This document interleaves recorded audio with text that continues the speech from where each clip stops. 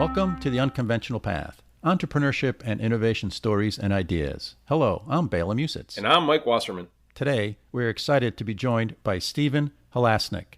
Stephen is managing partner of Financing Solutions, which provides financing to small businesses. He is also a serial entrepreneur, podcast host, and author of the book Crash and Learn, Lessons in Business. Bela, yeah, interesting conversation. Let's give it a listen. Hello, listeners. Today I have a great guest for the podcast, a serial entrepreneur who's also written a book.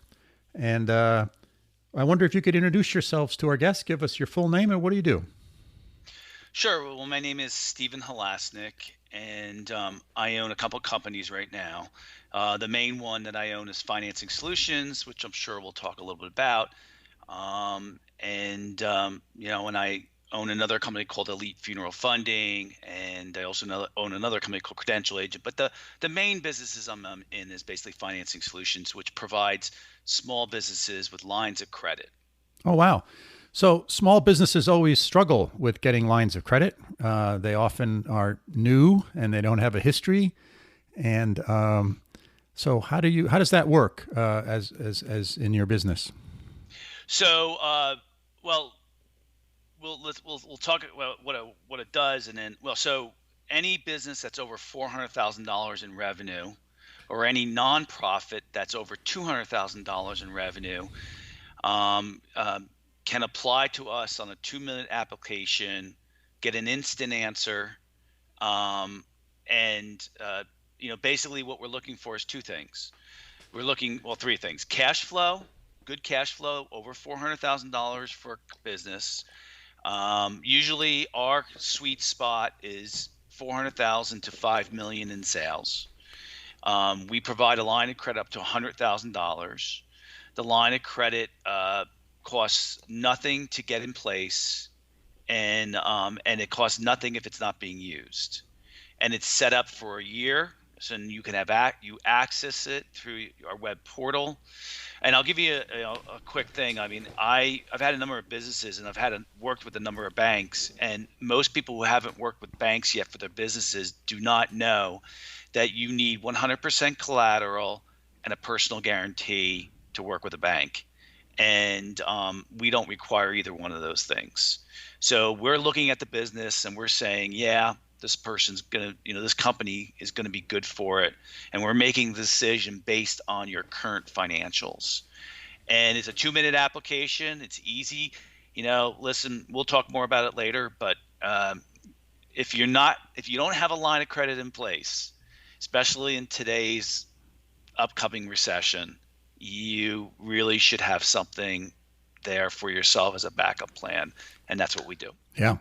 We've had some previous guests on the show that have talked about having a backstop for when things go bad, and because they're going to go bad in your business at some point in time, and they could go good. That's right. Use a lot of credit for good reasons. Well, too. That's exactly right. So when you're growing, you often your cash needs exceeds your cash flow. So whether you have growth or whether you are going in the other direction, either way, you're going to need some extra cash.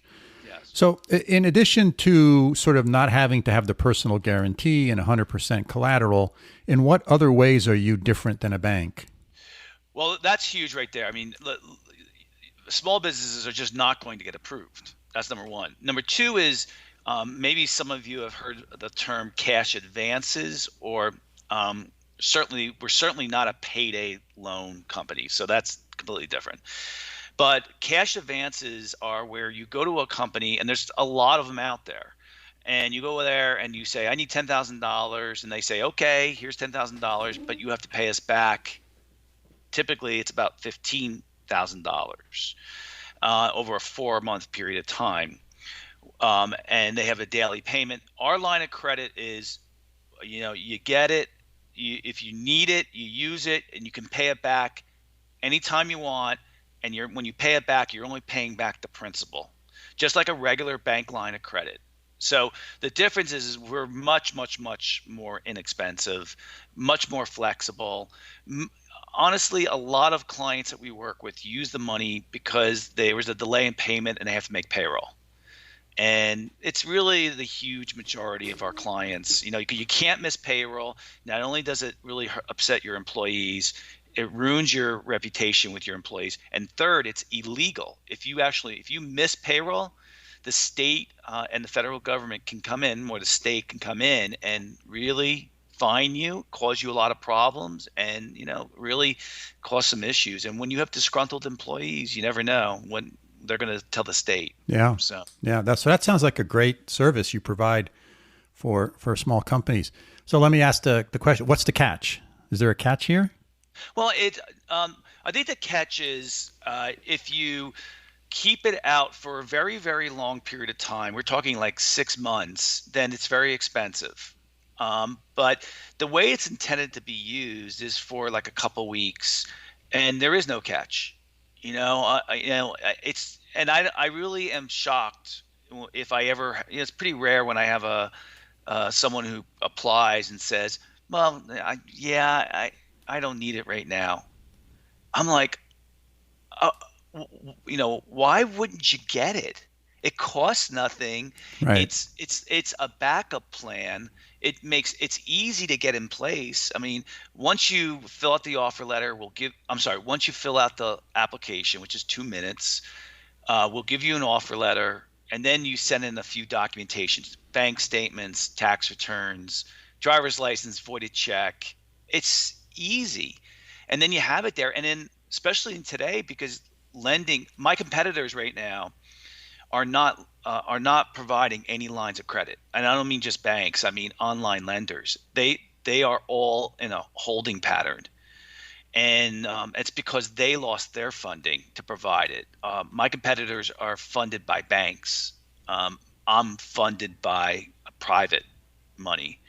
So if someone's going to offer you a line of credit, get it in place. So Yeah. that's the catch is, don't listen. And I would tell everybody, and we probably wouldn't approve you. You don't get a line of credit if your business is not profitable.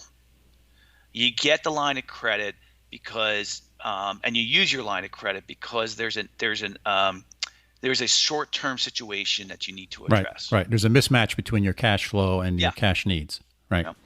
Yeah. Oh, that's very good. So how did you get into this business? Well, so it's a good story. So up until that point, I had 4 businesses, and the last company I had, the fourth one, got really caught up. It was a good company. It was an Inc. 500 fastest growing company in the United States. It was a $7 million company. We were on our way to go to 11 million the next year, and then the 2008 recession hit. And I've been through 3 recessions now with different companies and all different scenarios. And what happened with that company, it's called Healthcare Seeker. It placed registered nurses on long-term temporary assignments throughout the United States. I got into it because I thought it was recession-proof. And I get in there, and we're really doing great. And I built a fantastic team. We're up around 7 million. We're at 7 million. And then the 2008 recession hit, and it devastated my industry.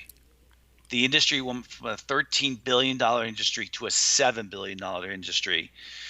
And so I tried to stick it out, and I stuck it out for 4.5 years. And I was still making money. It was very small. I had laid off a lot of people.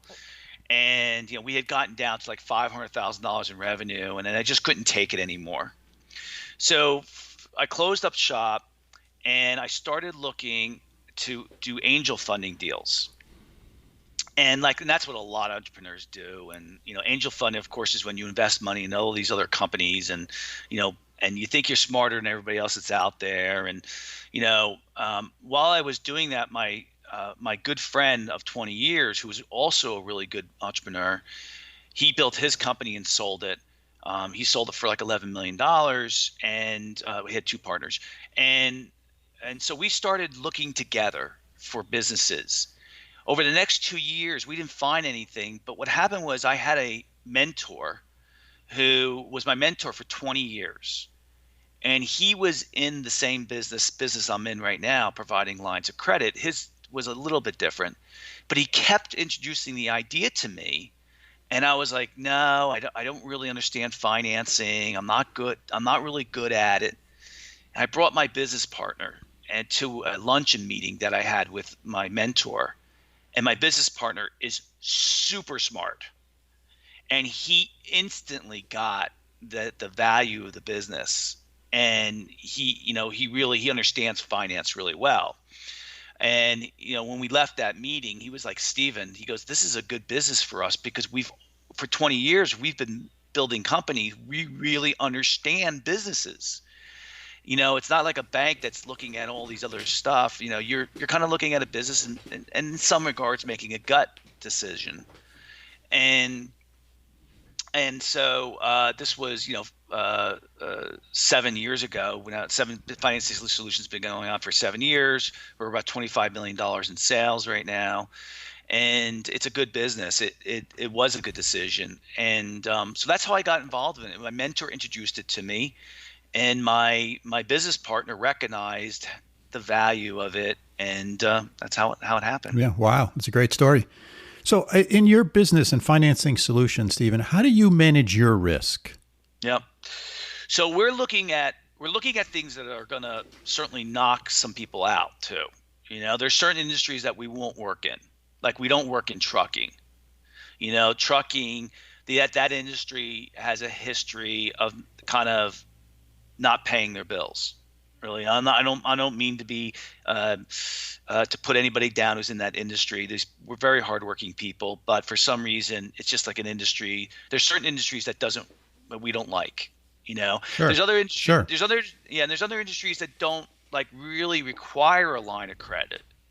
So like it doesn't like we kind of feel like a pizzeria doesn't require a line of credit because they don't really have short-term issues. So I mean that's a very narrow thing, but there's certain like we don't like working with lawyers because they're litigious. Okay, so we're looking at the cash flow of the business. We're looking at your credit score. You need to have at least a 650 or greater credit score. We're going to look at that and see if you're paying your bills. We're going to look at your cash flow. We're going to understand your business. We're going to look at your accounts receivable, your accounts payable. We're going to look at any loans you have outstanding. If you have too much debt, and that's an issue. But basically in essence, we're all like a partner because we're like saying, yeah, okay, we think this company is going to be okay, and we're going to get paid back. Right.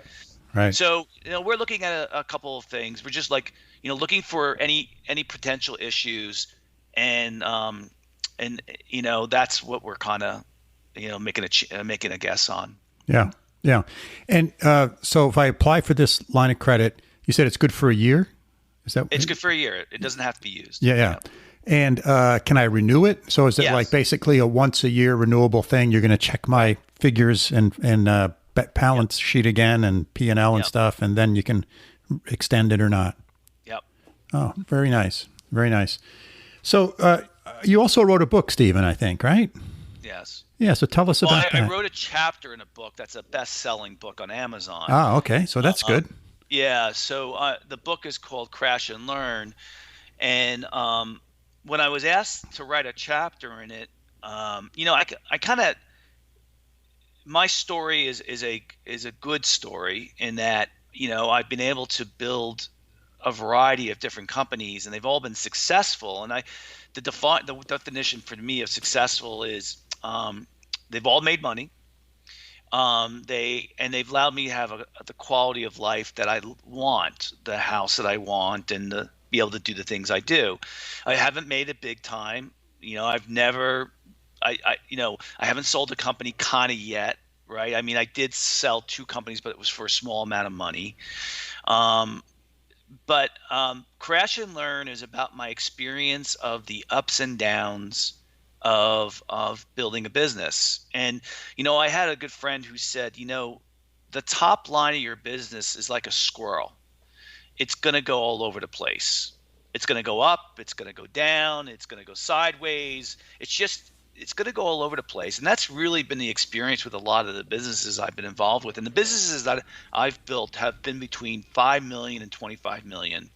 So Financing Solutions right now is 25 million. I have another company right now, Elite Funeral Funding, which is also 25 million. In fact, that's going to make an Inc. 500 fastest growing company in the United States.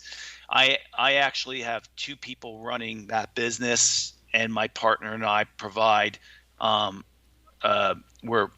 we are the investors, and we also are the advisors for the business as well. And that business is doing very well as well. So the book Crash and Learn is the 20 years of experience. I'm going to be honest with you, it's a really, really, really good read. My chapter in that book is an excellent read. Yeah. So what are the 1 or 2 big lessons out of your chapter takeaways? It's funny. I wrote the book before the recession, and the number one thing I said is plan. So planning is one of the most important things you need to do. Planning for a recession, planning for an expansion. And I don't think entrepreneurs take enough time. I do this a lot. I'll go to at least I used to go to a coffee shop and sit down and really kind of think through what I'm going to do, how I'm doing against what I plan to do, and KPIs, key performance indicators. So that's number 1. Planning was number 1. Number 2 is something that it has stuck with me forever, and it's something that my mentor taught me. He said that if you stay in business long enough, and I'm going to caveat by that after I kind of say this, you will figure it out. If you stay in business long enough, you will figure it out. But that does not mean stay in business, go into tons of debt so you can figure it out. Okay? So like I have a lot of friends who have businesses, tons of them. I have one guy in particular who just keeps going into debt and debt. He just keeps going into debt. It's been 20 years. He's never figured it out. And it's a different story, but so the number one thing is give yourself a runway. Don't spend a lot of money until you know, how am I going to acquire clients? How much does it cost me to acquire clients? What are my fixed costs? What are my variable costs? Do I have a market here? Am I making sales? Have this long runway. Because what I find is every single time I start a new business, it does get shorter. In fact, much shorter. It takes you 3 years to figure out your business. And it takes you 10 years to be a professional entrepreneur. And there was a great book by Malcolm Gladwell called Tipping Point. Great book. Yep. He's my favorite. He's my favorite author. He's got a wonderful podcast too. Yeah, I wish he would do more episodes. Yeah, because my wife and I listen to him all the time on long trips, and he doesn't have in the book Tipping Point he gives the example of the Beatles and how the Beatles were basically playing in these bars 6 to 7 days a week and constantly practicing during the day, and they basically said at 10,000 hours. You become a professional at what you're doing. Now, for them, it was accelerated because they put more than 10,000, like I say, 10 years. But now when I start businesses, the last one I started was 4 years ago was Elite. We had it up and running and making $1 million in 3 months. That's 6 months. We had it up and running because we knew, okay, we need accounting software. Okay, we need CRM software. Okay, we what are we going to do about these processes? How are we going to store all the documents? We were able to build that company within 6 months where it normally would have taken me 3 years, just from the infrastructure standpoint, because we knew exactly what to do. So it gets easier. It gets easier, not easy. So, The biggest problem in small businesses has to do with recessions. They just wreck your business. And the reason for that is you don't have scale often. I have a friend who I remember I mentioned Healthcare Seeker. And Healthcare Seeker, again, placed travel nurses throughout the United States. I often become friendly with my competitors and we talk, which is like a lot of people think that's crazy. But when you're a small business, they don't care, right? And so I became very good friends with a company called PPR out of Florida, and a guy by the name of Dwight, and his travel nurse business was $40 million. Now my competitors were like they were like, almost $1 billion companies. Dwight was $40 million. I was at $7 million, and he was able to survive the recession because he went from 40 million down to 20 million. I went from 7 million, down to 3 million, down to 500,000. I didn't have as much room. Right. There's an economy of scale, right? Yeah. There's a tipping point in a different way for each company, right? At some point, it's not sustainable. No. You have to have certain size. No. Yeah. So anyway, your question was relating to the two biggest lessons. One was, there's lots of ups and downs, not only just in your business, but certainly in your personal life too. And the second thing is, the longer you can stay in it, the more you can figure out where your little niche is, which is what small business is about, right? A niche. And so no one really knows. Excuse me. A lot of people don't know what the word small business means, because that means something different to everybody.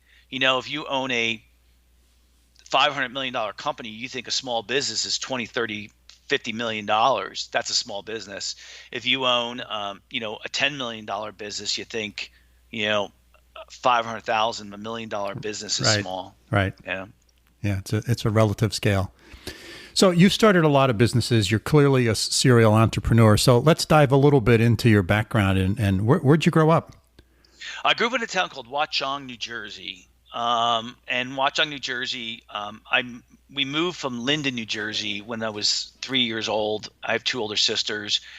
And my parents, my dad was a World War II veteran. He was in the Navy, and he had been in every war. He had been in every sea 4 times, going back and forth between the Panama Canal on a 300-foot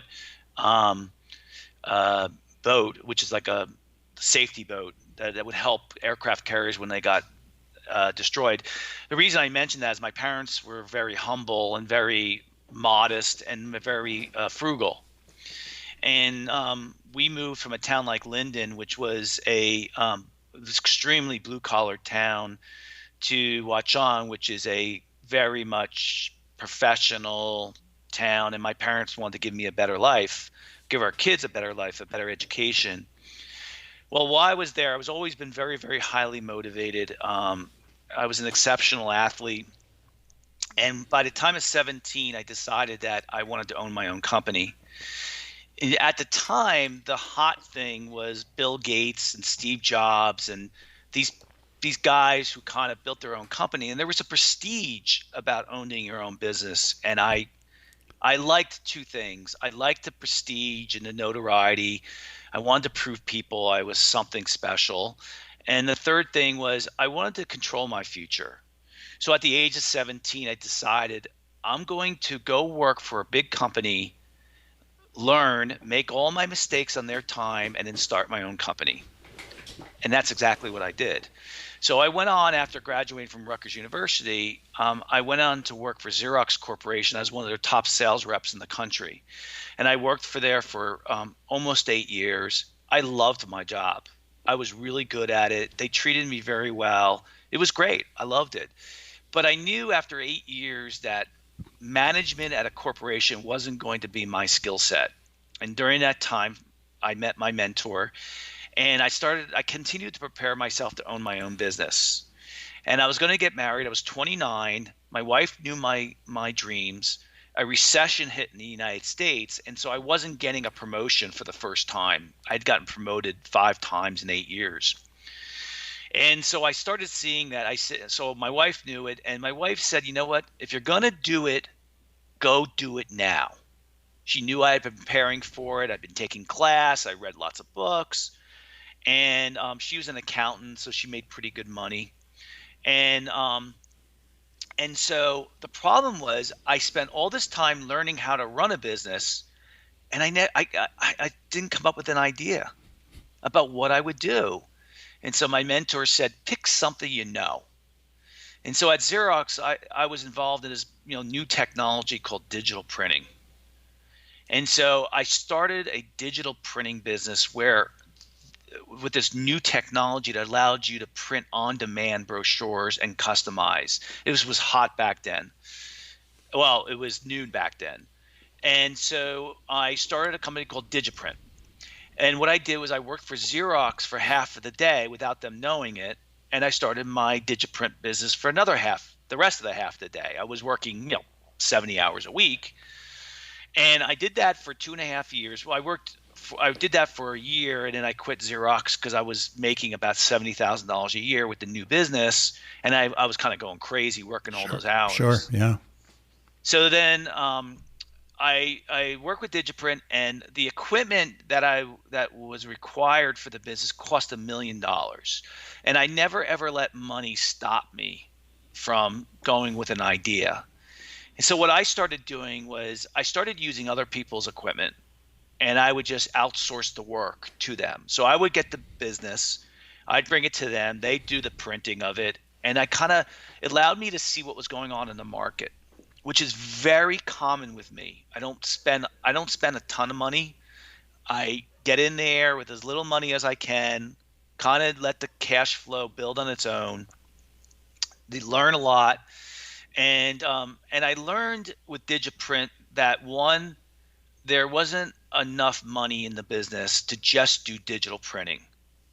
The margins were huge, but the size of the orders were super small. And then the second thing I learned was I didn't want to be in the printing business. It wasn't my thing. There are not a lot of the people who are in the printing business. They at the time they could do things extremely cheaply, and a lot of times they did it at cost or below cost without knowing it. So I didn't want to go in that business, and that's what happened with my first company. I sold it for a very small amount of money, and then I moved on to something else. Yeah, yeah. So there's one topic I wanted to explore a little bit.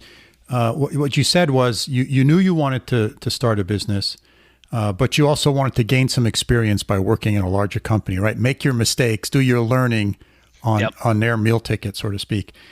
And one of the debates that, not debates, but conversations that we commonly have is, a young person will come up to me who's getting ready to graduate. I was a professor for a while.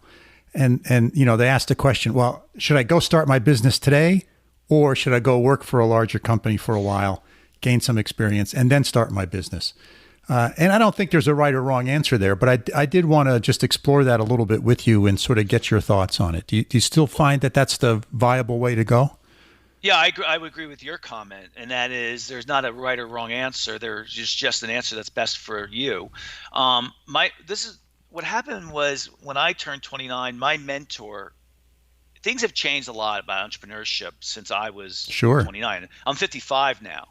So, and we could talk about that, but my mentor would show statistically to me that the chances of you starting a business before you get married is so much higher than is if you wait till after you get married. And the reason being is once you get married, you start having kids, and you have a mortgage. Right. It starts to become harder and harder. Now, I think some of that has changed because there are so many tools now. There's so many businesses that can start on the side, almost like what I did with Xerox, and then you can go full time into a cash flow. My advice to the person would be this: get a full-time job and work on your company on the side. Because, there's a lot of pressure from cash flow when you have to, pay your rent for your house, regardless if you're married or not. You have to pay for your food. You have to be able to pay for things. And now, listen, things have changed so much now. Most kids now think that they should start a business through angel funding or Right. they think, they wouldn't even comprehend asking their parent, well, now, or to ask their family or friends. Everything is about going public or raising this big amount of money. And, there's a lost art to building a small business. Well, there's a lost art, and I'm in a lost art, but it's very challenging to grow it organically, right? To grow it from your own cash flow. Yes. And one of the things that, I was in the venture capital business for a while. I've been a professor for a while. And people always ask me, what's the best way to raise money? Should it be from friends and family? Should it be from angels? Should it be from venture capitalists or other forms of private equity? And my response has always been the same. The best way to raise money is to sell your product or service. Well, I agree with you. And yeah. Right? I mean, that's the best way. Well, I agree. And you know what? And this is the thing is, I think another part of the answer would be is what type of business are you doing? Right. Because listen, right? There are some businesses that are just never going to be any interest to an angel funder, are never going to be that big. That's right. Because of listen, if you're going to start a pizzeria, right? An angel funder is not going to want to be involved in something like that. So it really depends on the type of business you pick and where you're going to go with it. That's right. That's right. And I always think about raising outside capital as a mechanism for hitting the accelerator once you have what I call the recipe sort of figured out, right? You know your product, you know your service, you have that well defined, you know there's a demand for it, you know your customers, and you need the capital to grow the business. You don't need you're looking for capital when you're still trying to figure stuff out. Boy, that's a high risk thing. Yeah, and let me tell you what happened, like with my second company with Expert Seeker. Now with Expert Seeker, at the time of my first business, I had $40,000 in cash. Okay, and then I had equity in a condo that I owned. So when I started my second company, what I thought what would happen would be this. I thought, if I get the cash flow going, and what I mean by that is if you get the sales and you have the revenue going, you will find financing.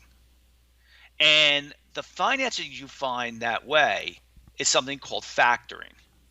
And in essence, a little bit of what I do is factoring, but factoring is when someone is willing to purchase your your receivables ahead of time. So that's a little bit of how to explain it. But so what I learned is if you get the cash flow going, if you have the revenue there, people will finance you. And so I learned that. I use a factor. I got off my factors pretty quickly because they're expensive, but it still worked out great for me, Right. So what you're talking about, there's a timing issue, right? There's a lag. You have to spend capital before you get the revenue in, but you know the revenue's coming, right? Yes. So that's a timing issue, right? And you can factor those things. Yeah. But that's actually a wonderful problem to have in a business compared to some of the other challenges. And what happened was after 2 years, my cash flow supported itself, and I didn't need to factor anymore. So because that's the way it should work, So you keep in mind, the businesses that you get involved in are often a reflection of your personality and what you're good at. I'm very good at. I am a go-getter. I'm a very good marketing person and a very good salesperson. My skill set is growing businesses really, really fast and on the top line. So it works well for the type of businesses I've picked. Coming back, what I think it's good for your listeners to know the variety of different. So sometimes when you start a business, you could start it using your own capital, which is fine. Then the next phase sometimes is using family and friends, right? And then and certainly one of the ways is using your existing cash flow, which is what what you talked about. What that means is you don't spend the money until you make it. All right. The next phase of it could be factoring, financing. It could be a bank loan if you have collateral, but most people don't, or if you have a cosigner. That's another phase, and that could go on at any time. Depending on your business, the next phase is either an angel investor or an angel funder who is a individual who says, I will give you, well, we all watch Shark Tank, right? So we all know those are angel funders, okay? They say, I'll give you $100,000, $500,000 for 25% of your business, okay? But keep in mind this, the only way, and most people don't know this, the only way an angel funder makes their money is if you sell your business, or if a venture capitalist comes in and buys the angel funder out, or if you go public, which is really the same thing because a VC is going to need to be there. So in order for you to get angel funding money or a VC, you have to have an idea with scale. That means it's going to grow big. And so if you have a small business that doesn't have that, like for example, Financing Solutions is never going to get a venture capitalist involved. It can never grow to a $500 million company or go public. So those are the phases. And then the last one, of course, is the public market, which is the NASDAQ, the New York Stock Exchange, the Amex, the public. That's really big time. And, so those are the phases that you kind of get involved with in your businesses. And, having a small business, I think, does three things for you. One, it allows you to control your own destiny. Number two is it gives you the quality of life that you want, because you don't, it's a little bit different than working for a corporation. And I would say it probably gives you more control over your future. And the third thing is it gives you the potential to you can really make the money that you can have a pretty good quality of life, right? And now what's interesting about this is I think about this often. I think if I had stayed at Xerox, or if I had done the regular career path after that with other companies, I think financially my net worth would be similar to what it is right now. I really do. Because I probably would have made it up to a variety of different levels with stock options and all this other stuff. And but I could never imagine myself being 30 years in business and not having started my own business. It wouldn't have been a life I would have wanted to live. I'm very proud and excited about the journey that I've been on. Yeah. It has cost a lot of gray hairs and wrinkles around my eyes, and more so maybe than working for a corporation. But working for the corporation, I think the politics would have eaten me alive. Yeah. There's pressures in both. They're just different. Yeah. Right. Depends on your personality. Like I have a 20-year-old son who's got incredible emotional intelligence, and I think he's going to kick butt in corporate America because he knows when to keep his mouth shut. Mm-hmm. Yeah. Excellent. So it sounds like in some of your businesses you had a partner, and in other businesses maybe you were solo? So I was always solo until Financing Solutions. Oh, okay. So the businesses I had was Digiprint, ExpertSeeker.com, which reached 6 million in sales. Healthcare Seeker, which reached 7 million. Then I still have a company called Credential Agent, which is software as a service for storing employee credentials. Very small company, but it's really a nice company. And then I also bought a corporate, a beautiful 10,000 square foot building that I rent out to businesses. So that's its own company. And then I have Financing Solutions and Elite. Now, I was always scared to have a business partner, because I've heard such horror stories about it. But I can't imagine now being in a business without my partner. So Financing Solutions and Elite both has the same business partner. He is unbelievable, and I am so lucky to have found him, and we get along great. We've been partners together for 8 years, and we've known each other for 20. Yeah. So yeah. Yeah. So that's an interesting question, because I often get that, should I get a partner? Should I do this solo, or should I do it with someone else, or should there be three of us? So you said you've known this person for 3 years. So what, or excuse 20 me, years. 20 years. I'm sorry. You're right. 20 years.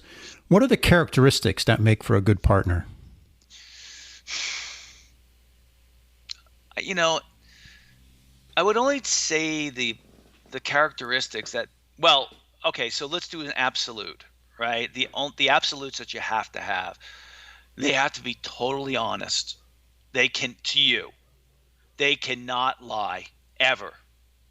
If I ever lie to my business partner, it's over.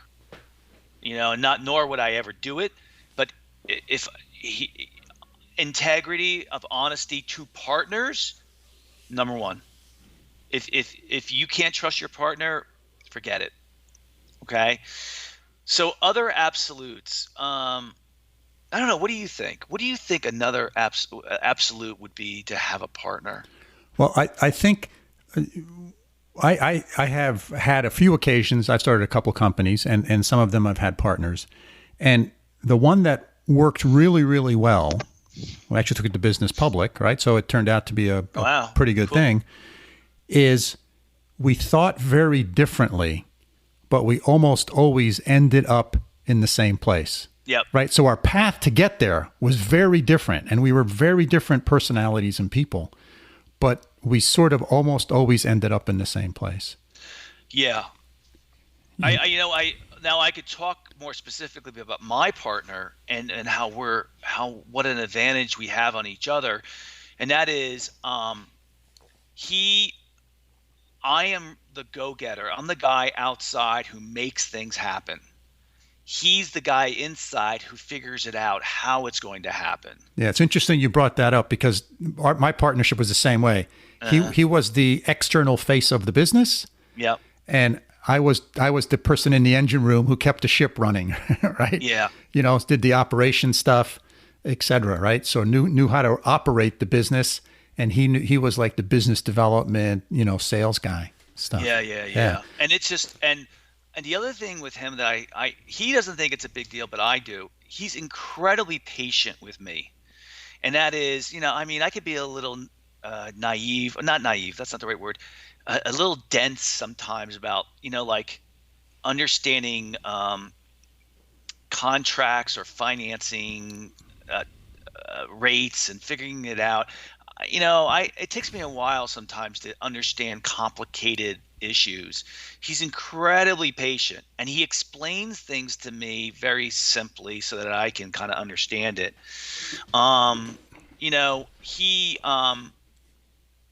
He's everything I'm not, and I think I'm everything that he's not.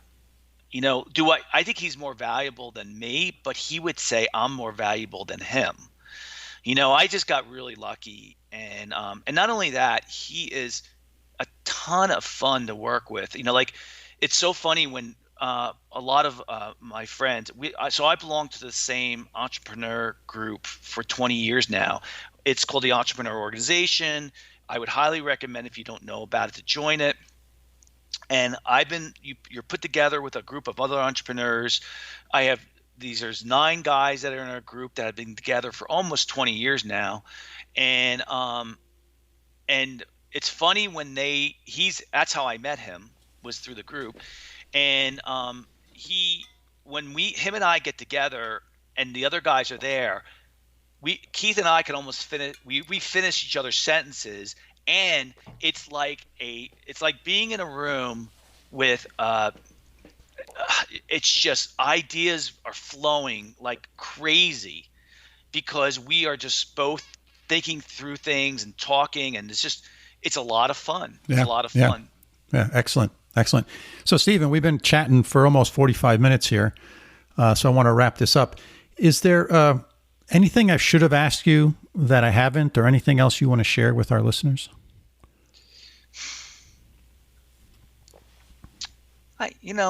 There's tons of things, but I don't think that, there's lots of things that go on. No, I don't think so. I mean, I think, if you're thinking of starting your own business, just do it. Yeah. If you're already in the business, keep learning. Entrepreneurs are autodidactic, which means they're self-taught, and that's a common theme. I was at I graduated from an executive MBA program, which is not an executive MBA. It's a 3-year program that Inc. magazine sponsored, that they picked 60 the fastest growing companies in the United States, and you go through a 3-year program, which is a 1-week program at MIT. And there was a speaker who came in who said, when he goes to present to a corporation, the managers of the corporation will do exactly what he's teaching. He'll do that same presentation to a bunch of entrepreneurs, and the entrepreneurs will take his presentation and change it all around so it works for them. And I think that's very common with entrepreneurship. They kind of take a little bit from everywhere, and they kind of put it together and make it their own. And you should be continuously learning. The other thing I would say is, we haven't talked about my personal life, but I believe strongly in having a balanced lifestyle. Work is always going to be a huge part of everybody who has a business's life, but you should have a balance between your health, which is exercising, your family, your friends, your work, and giving back and continuous learning. And because your business will just take over your life, and you'll look back and say, what was this all for? And this wasn't something new that happened when I'm 55. I've always felt that, exercising, I love to do it. I love being with my family, being with my friends. There's got to be a balance in your lifestyle. And this is the key. I've been able to do this for almost 30 years because I have energy left, because I didn't put it all in the first 10 years of my businesses. So yeah. Well, that's great concluding advice and comments, Stephen. That was very good. Sure. You've been a fabulous guest. I really appreciate you being on the podcast, and I sure do hope our paths can cross again in the future. Thank you very much. Thanks for having me. Bela, great example of a really important niche business. Maybe let's talk for a minute about why lines of credit, the business that that Financing Solution provides, that Stephen offers, why are these lines of credit so important for entrepreneurs? Well, look, let me give you an example of one of the businesses I ran. I ran a small sporting goods manufacturing business for a number of years. And we were small, less than $10 million a year in annual revenues. We did not have a line of credit. I came in to run that business, and it was a little rocky before I got there, so we had no line of credit. Well, we got a really big order from a customer, a well-known customer. A really big order. It would double our sales for that year. And their terms were they would pay us 60 days after they received the goods. And so we had to order a bunch of raw material, and then it took us 4 or 5 weeks to process that raw material before we shipped. So it was going to be a good 4 months after we start working on the product before we got paid. And when we ordered our raw material, also being a small business, our suppliers wanted 50% down and 50% when they shipped. Again, because we didn't have the greatest track record in paying our bills on time. So we had this really severe cash flow problem. We had to write about $100,000 worth of checks for raw materials, and we wouldn't get paid for the products we produce from those raw materials for over 4 months after that point in time. So we had this severe cash flow problem. So businesses, in small business, it's really important that you have either a line of credit or you have this ability to draw upon some cash, because often you have these short-term cash flow crises. Now, it's good news we got this big order, right? The bad news was, man, we had a real problem with cash in order to fulfill that order. So his business really does fulfill an interesting niche.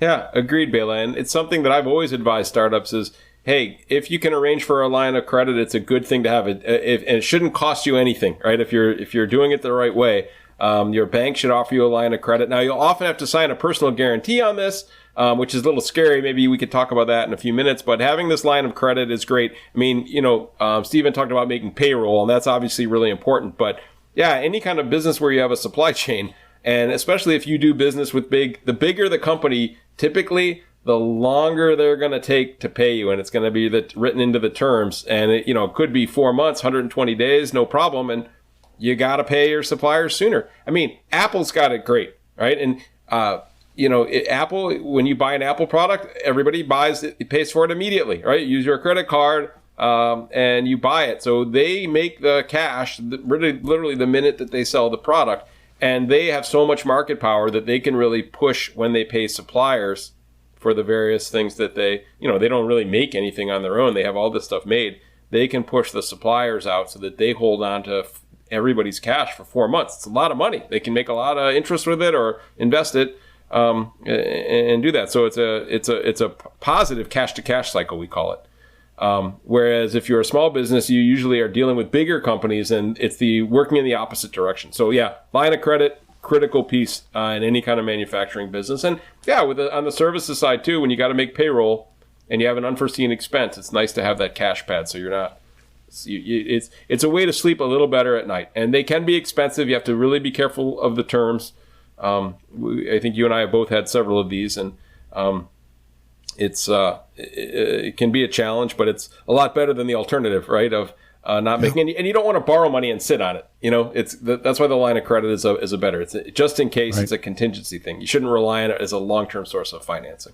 Yeah, I mean, look at these organizations like Kickstarter address this very fact. Mm-hmm. They're basically paying you in advance for a product. Right, that's a great business model. If you can build that into your business model, where your customer pays before you have to build or develop or ship your product. Now, I'll tell you one thing. Back in my venture days, as soon as we made an investment into a company, we would push them to get a line of credit with a bank, and to get that line of credit, because we knew there was going to be some cash flow challenges in the future. And what we would push them to do is use that line of credit. So even if you didn't need it, right, draw it down and pay it back. Quickly, right. Right. So it doesn't cost you a lot. Yep. So draw it down and then at the end of the month, pay it back. So yeah, it's going to cost you a little bit of money. But what you're doing is your company is building up a credit history. Just like it's important for you to have a credit score as an individual, it impacts the interest rates you can get. It impacts car financing you can get. It impacts all sorts of things. Companies have the same type of credit history that they build up, particularly with the bank that they're doing.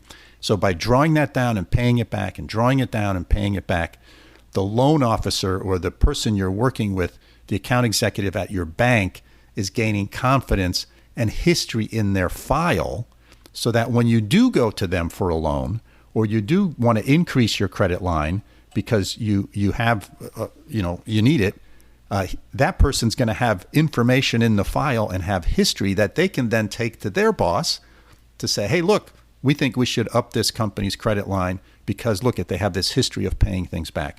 So it's really important to do that. And Stephen here does that in a business where banks are not playing, right? So again, the challenge for small businesses, banks typically don't want to lend you money because you're a big risk to them. And even if you sign over your house or you do a personal guarantee, that's still a big risk for the bank, right? They don't want to take your house away, right? Even though you may have to put that down as collateral, that's not good PR for a bank when they repossess your house because your business went out out of business, couldn't pay its bills. However, I can understand the hesitancy of doing that.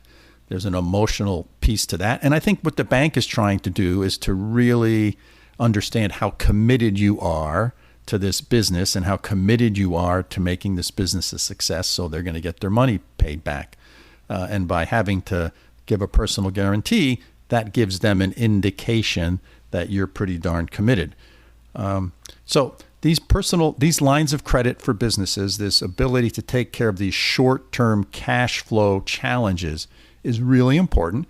And what Stephen did is he saw, as a good entrepreneur, he saw an opportunity, and he elbowed his way into the market. He figured out to differentiate himself. The terms are slightly different, right? He went after a market segment that was not being serviced by the existing providers, and he's built himself a successful business. And this is a good model for any entrepreneur, right? Look around, be observant, find the opportunity, figure out how a customer set's needs are not being met by others, and then you can meet those customers' needs and figure out the model, the financial model and the business model that makes sense for you and your customers. Yep, customer-driven innovation, right? Great example. But yeah, and hey, thanks for the good kind of lesson on lines of credit. I think it's worthwhile for people. I think a lot of our listeners probably know about these things, but for others, it might be just a nice nudge to do this. And I think Stephen mentioned this, and you talked about it a little bit in the interview. You don't want to wait until there is a cash crunch to do this, or you don't want to wait till there is a downturn. So right now, we're recording this in June 2020, and there's a little bit of a credit crunch going on because of COVID related. But the next opportunity, if you're an entrepreneur that's frozen out right now, it's probably good to get one because you don't know when that next rainy day is going to be. Right? So yeah, great, Bela. Thanks. What do you think? Should we wrap it up? Yeah, let's wrap this one up, Mike. All right. So listeners, we hope you found the last hour interesting and thought-provoking. And if you have questions about what we've discussed, as always, feel free to get in touch with us. Our email address is and remains bela.and.mike@gmail.com. Hey, and we'd love to have you subscribe to the podcast if you haven't already. It's free. Just hit that subscribe button in whatever podcasting app you're listening to us in. So until next week, signing off from upstate New York. Hey, Mike, have a great week. Thanks, Bela. You too. From over here in Münster, Germany, it's about time for me to fire up the barbecue and put a few sausages on and open up a nice cold German beer. Have a great week.